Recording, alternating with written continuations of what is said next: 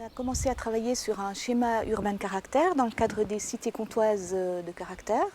Donc on a travaillé sur l'ensemble de la ville, en fait, qui est une ancienne ville médiévale, et sur ce qui pourrait se faire en fait au niveau de aussi bien en aménagement urbain que aussi dans la périphérie pour la revaloriser. Donc on a proposé aussi même des propositions de circulation, de stationnement. Donc en l'occurrence c'était, on dit comme c'est quand même assez petit, un centre petit, on fait en sorte que les voitures aillent au maximum quand c'est possible à l'extérieur avec des stationnements et des choses comme ça.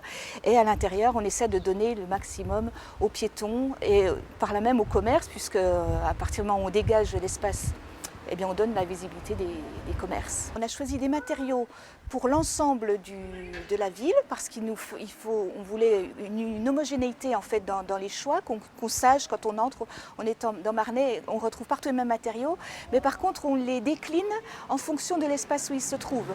Alors par exemple, on a choisi la pierre, le calcaire pour tout ce qui est bordure, même banc, etc.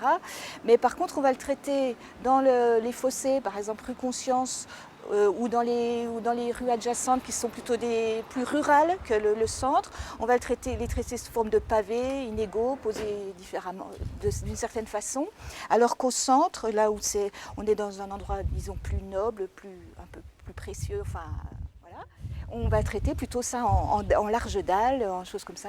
Voilà, on adapte, on utilise le même matériau pour avoir le même vocabulaire, mais on l'adapte au lieu où il se trouve.